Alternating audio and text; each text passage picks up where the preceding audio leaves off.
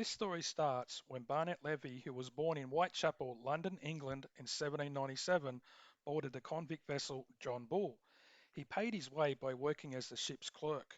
The John Bull departed Cork in Ireland on the 25th of July 1821. After sailing 5 months on the high seas, Barnet Levy and the John Bull arrived in Sydney Cove on the 21st of the 12th, 1821. When he stepped off the John Bull and walked through the streets of Sydney, he was the very first free Jewish settler to do so. Barnet quickly established himself as a goods and liquor merchant. He opened a store on George Street in February of 1825. He also opened one of the first lending libraries in the colony. In June of 1825 saw him marry Sarah Emma Wilson in Parramatta. Barnet Levy received the first of three land grants on July 14th, 1825. He was one of the first settlers to receive these grants. The first grant was on behalf of Governor Sir Thomas Brisbane. This comprised of 320 acres on Lapstone Hill in the Blue Mountains. And it was basically for being a free settler. This area he eventually named Mount Sion. 1826 saw Levy show an interest in the cultural activities in Sydney. He had sung songs in concerts on a few occasions, but had plans to establish the first permanent theatre in Australia. During this time, he had a very bitter dispute with Governor Darling because Levy had built a flour mill accompanied by a huge windmill that towered over the surrounding buildings. Levy had also displeased the governor in 1826 when he was selling liquor to ticket of leave men, when Darling had specifically announced all ticket of leave men are not to be licensed as publicans. Because Levy's main focus was to build a theatre, he neglected his business, and by May of 1828, his premises and mill were mortgaged off. It was during this time he lost the land he was granted on Lapstone Hill that he named Mount Sion.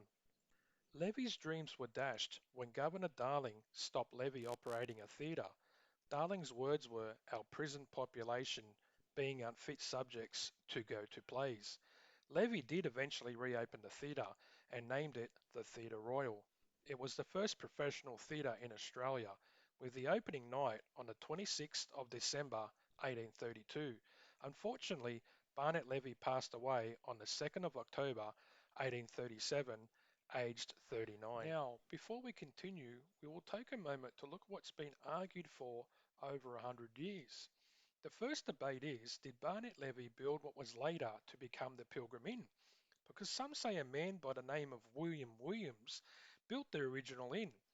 Some long-time residents have recalled either going up to Lapstone Hill to stop at the inn that they say was owned by Williams, or others saying that their grandparents told them that they knew William Williams personally and visited him at his inn often. But other than reading about Williams being gored by a bull, there is no other evidence like a publican's license or deeds to land that I can find to back up these claims. The second debate is that there was knowledge of two Pilgrim Inns operating at the same time, but what I have found is a future owner owned both these inns, and he took the sign off the original Pilgrim Inn and put it on the second one, which was called the late Lord Byron Hotel. So it did become known as the Pilgrim Inn at one stage, and the owner did call the original inn the Old Pilgrim Inn. Mr. John Wood became the new owner of the land known as Mount Sion. He purchased it via the Sheriff's Office auctions after Barnet Levy lost it due to becoming insolvent. John Wood owned a lot of land and throughout his life had amassed a total of over 7,000 acres. He also ran a few inns, with one being the Wellington Inn in Sydney. He soon leased the land and the 12-room weatherboard house to a Mr. James Evans. James Evans arrived in Australia on the 28th of December 1820 on the convict ship Asia, after being found guilty of stealing 8 ounces of tea and 4 pounds of sugar and bacon. During his time as a convict, he married Isabella Irving in 1823, and he was handed his ticket of leave in September of 1825. In June of 1830, he was granted a publican's license, and the Pilgrim Inn was the first licensed public inn in the Blue Mountains. I'm not sure if Barnet Levy had plans to put an inn on the land he owned on Lapstone Hill, but the name Pilgrim goes along with other biblical names he used to name creeks in the area, such as Kedron and the Valley of Josaphat. After 4 years as publican, he left the Pilgrim Inn to take over as publican of the Emu Inn in Penrith. James Evans passed away in September of 1859, aged 61, a very wealthy man, and he is buried in the Emu Plain Cemetery. John Torwell was another convict who was transported to Australia for 14 years in 1815, and he arrived in Sydney Cove aboard the Marquis of Wellington. He was found guilty for forging a Bank of England note, an offence punishable by death, but was commuted after the bankers declined to prosecute. He was emancipated in 1820 and was granted a certificate of qualification by the medical board. Torwell set up as an apothecary in Hunter Street before moving to bigger premises in Pitt Street. In August of 1834, the Pilgrim Inn was advertised for sale and was to be sold by public auction at Mr. Pollock's London Tavern on the 4th of September. Then, on the 6th of September, Mr. Pollock posted in the Sydney Gazette that the Pilgrim Inn had sold for £710.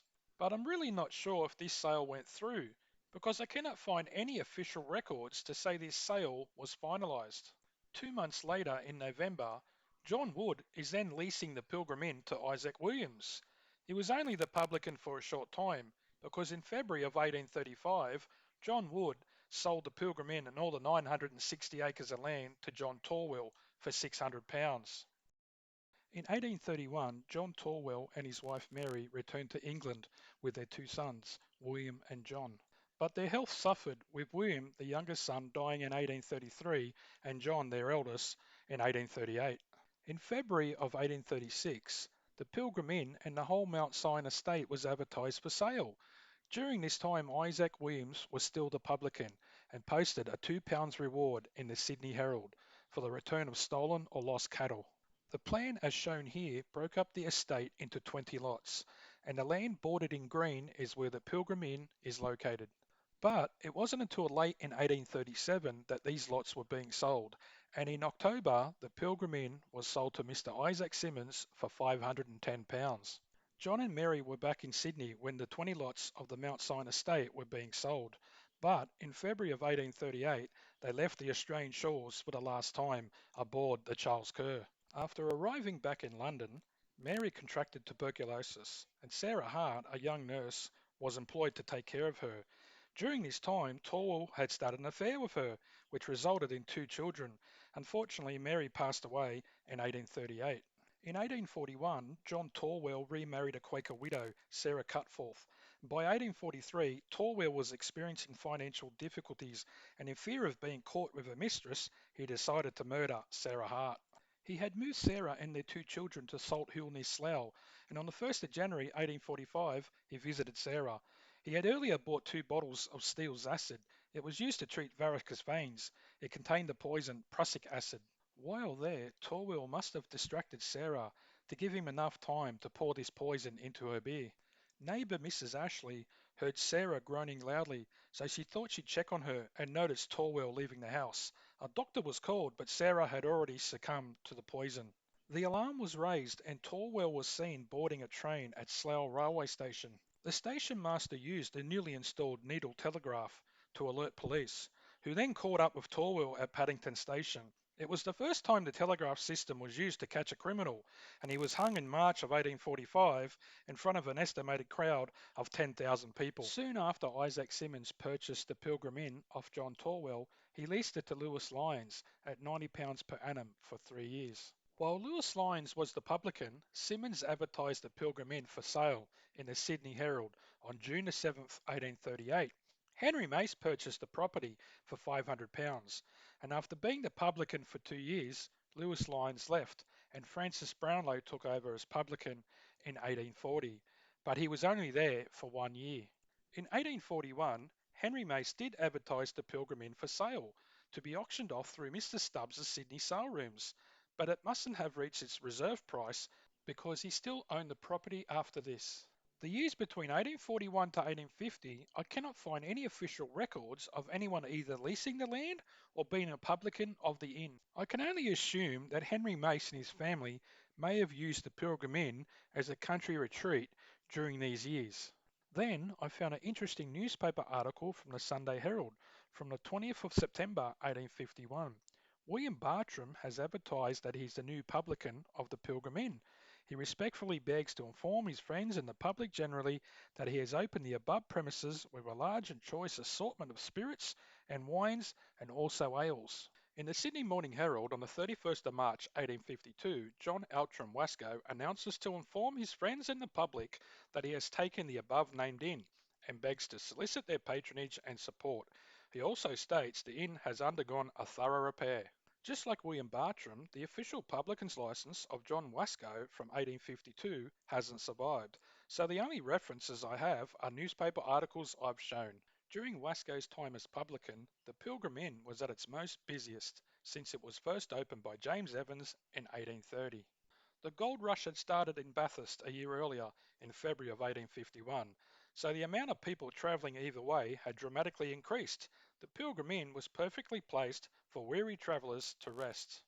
In August of 1856, Wasco had a wanted ad in the newspaper for a man cook, one that could dress a sheep and bake. On the 31st of December 1856, Henry Mace passed away, and the Pilgrim Inn was put up for sale by the trustees of his estate. The sale was held by Mort and Company. Everything that Henry Mace owned was in the sale, with the Pilgrim Inn going under the hammer to none other than John Outram Wasco for only £300. After Wasco became owner in 1857, there was to be some very interesting times ahead for the inn. He was the honorary secretary of the Emu Plains races, and all nominations were to be taken to his residence, the Pilgrim Inn. He also conducted pigeon shooting matches. Not only would he make money from people entering these events, I bet the inn was well patronised as well. The Pilgrim Inn did have its fair share of robberies during this time, and in August of 1860 a highway robbery took place behind the inn. John Trooper was charged with stealing money from a Chinese man named Jim Hearn. And in January of 1866 there was another armed robbery. This time the perpetrator forcibly entered the inn at about 6 a.m. in the morning. The items stolen included money, some silver, and a watch with gold chain and key attached.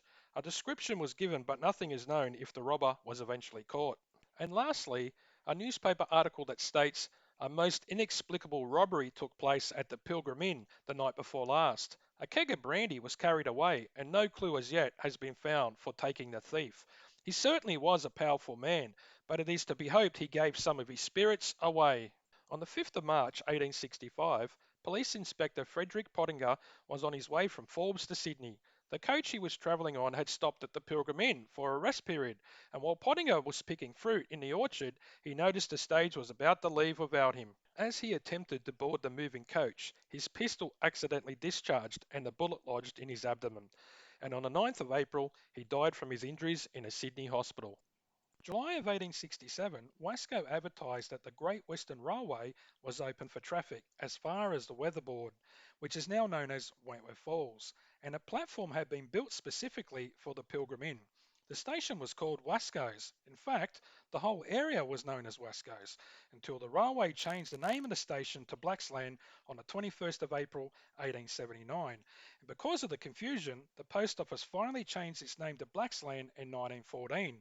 The area has been known as Blaxland ever since. By the late 1860s, John Outram Wasco became insolvent due to not being able to pay back a mortgage of £600. The Pilgrim Inn was put up for sale, and the last time it was registered as an inn was in 1868, which was the last time John Outram Wasco was granted a publican's licence. At Wasco's insolvency sale, the winning bidder was Alfred Dury, and he paid £305 for the inn, but he only owned it for a few years because in May of 1873 the Pilgrim Inn was sold again, and this time it was Dury's insolvency sale, and William Dean bought it for £400. The Dean family used the Pilgrim Inn as a family home, and it stood until a bushfire burned it down in 1968. The Pilgrim Inn has had some very colourful owners during its time and bared witness to some wonderful events in history. It was there when the convict chain gangs walked by, to the first railway line, then the era of the modern car. Next time you're travelling through the Blue Mountains, stop in at the Blaxland Mcdonalds, and inside the car park you will find the remnants of the first licensed inn in the Blue Mountains, the Pilgrim Inn.